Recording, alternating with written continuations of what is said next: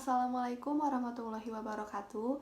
Nama saya Aira Salma Zahra dengan NPM 1950329 dari kelas A Program Studi Pendidikan Bahasa dan Sastra Indonesia. Video ini dibuat untuk memenuhi salah satu tugas dari mata kuliah Psikologi Pendidikan mengenai layanan bimbingan konseling.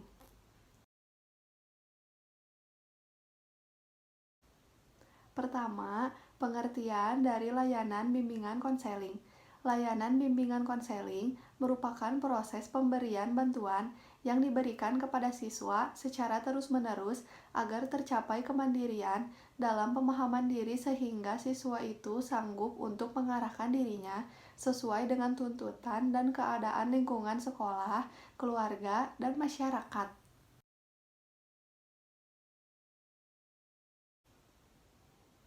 Kedua, mengenai hubungan antara bimbingan dan konseling. Bimbingan dan konseling mempunyai hubungan yang erat, di mana di antara keduanya saling melengkapi dalam membantu orang lain dalam memecahkan suatu permasalahan dan mengubah pola hidup seseorang, seperti pola hidup yang salah menjadi benar, pola hidup yang negatif menjadi positif, sehingga orang tersebut dapat mengarahkan hidup sesuai dengan tujuannya karena tugas dari pembimbing yaitu untuk memberikan arahan kepada yang terbimbing.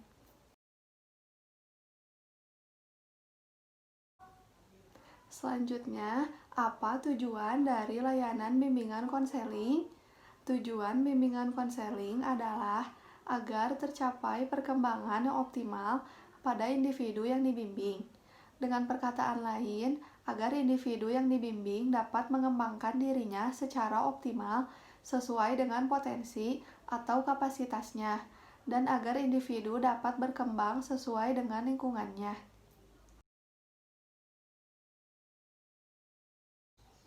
Lalu, apa fungsi layanan bimbingan konseling? Terdapat beberapa fungsi dari bimbingan konseling. Pertama, fungsi pemahaman, yaitu bimbingan yang dilakukan untuk menghasilkan pemahaman diri, masalah-masalah yang dihadapi, dan penyesuaian pengembangan diri. Kedua, fungsi pencegahan, merupakan usaha bimbingan untuk mencegah berbagai permasalahan yang dapat menghambat proses perkembangan. Ketiga, fungsi perbaikan, yaitu usaha bimbingan untuk memperbaiki berbagai hambatan atau kesulitan yang dihadapi. Keempat, fungsi pemeliharaan dan pengembangan, merupakan usaha bimbingan yang menghasilkan terpeliharanya dan berkembangnya potensi diri secara berkelanjutan. Kelima, fungsi penyaluran, merupakan usaha mengenali seseorang yang selanjutnya membantu menyalurkan ke kegiatan atau program yang dapat menunjang perkembangan yang optimal. Keenam, fungsi pengentasan, merupakan usaha untuk mengatasi masalah. Ketujuh, fungsi penyesuaian, merupakan usaha untuk membantu seseorang memperoleh penyesuaian diri secara baik dengan lingkungannya. Kedelapan, fungsi advokasi, yaitu usaha untuk menghasilkan pembelaan dalam rangka upaya pengembangan seluruh potensi secara optimal.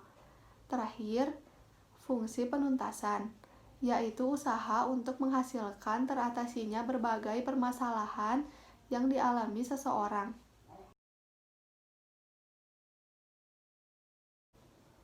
Selanjutnya, prinsip bimbingan konseling. Prinsip dari bimbingan konseling yaitu bahwa setiap orang adalah berharga. Satu prinsip yang penting, peserta didik juga mempunyai potensi dan hak untuk memperoleh sukses dalam kehidupannya. Dan oleh karena itu, ia seharusnya dibimbing agar peserta didik merasa bahwa dirinya dihargai dan ia akan lebih bersemangat dalam menghadapi masalah.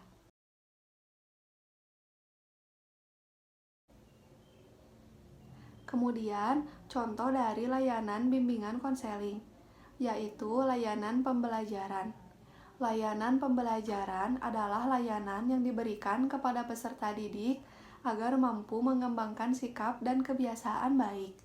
Layanan pembelajaran berarti upaya membangkitkan peserta didik agar tumbuh keinginan untuk terus belajar, juga menanamkan sikap dan kebiasaan belajar yang baik, karena belajar adalah kebutuhan.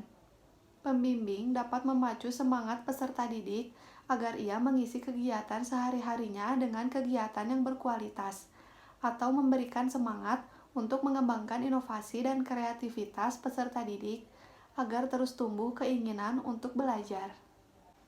Sekian dari saya, mohon maaf bila banyak kesalahan. Terima kasih. Wassalamualaikum warahmatullahi wabarakatuh.